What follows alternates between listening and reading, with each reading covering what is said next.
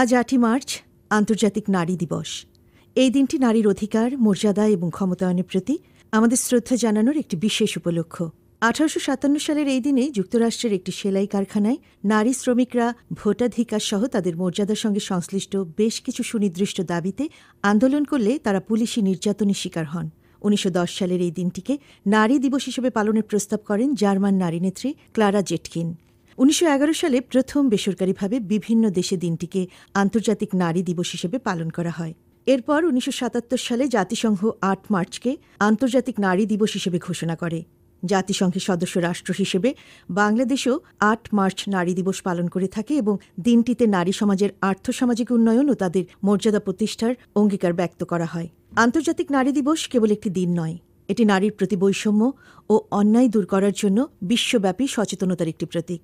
নারীরা যুগে যুগে তাদের মেধা, শ্রম এবং ত্যাগের মাধ্যমে সমাজ ও জাতির উন্নয়নে অসাধারণ অবদান রেখেছেন। কিন্তু আজও নারীরা নানা বাধার সম্মুখীন হয়, চলমান বৈষম্য, সহিংসতা এবং অন্যায়ের শিকার হন। বাংলাদেশের রাষ্ট্রীয় ব্যবস্থা ও সামাজিক কর্মকাণ্ডে নারীর অংশগ্রহণ বেড়েছে সত্য, কিন্তু তা কাঙ্ক্ষিত মাত্রার অনেক নিচে অবস্থান করছে। এই দিনটি সেই চ্যালেঞ্জগুলোকে সামনে আনার এবং সমাধানের পথ খুঁজে বের করার একটি সুযোগ।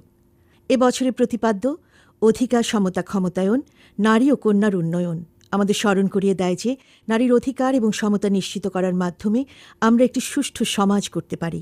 নারীর ক্ষমতায়ন মানে কেবল তাদের শক্তিশালী করা নয়, বরং তাদের এমন অবস্থানে নিয়ে আসা যেখানে তারা নিজেদের সিদ্ধান্ত নিতে পারে এবং নেতৃত্ব দিতে পারে। নারীর অধিকার মানেই মানবাধিকার। অধিকার মানে শিক্ষা, স্বাস্থ্য, নিরাপত্তা এবং মর্যাদাপূর্ণ জীবনের সুযোগ নিশ্চিত করা।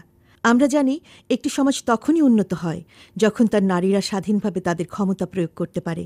সমতা হল একটি অন্যায়হীন পৃথিবী গড়ার ভিত্তি। নারী ও পুরুষের সমান অংশীদারিত্ব ছাড়া একটি সুষম সমাজ কল্পনা করা যায় না। সমতা মানে সুযোগের সমতা, কাজের সমতা এবং সিদ্ধান্ত গ্রহণে সমান অংশগ্রহণ।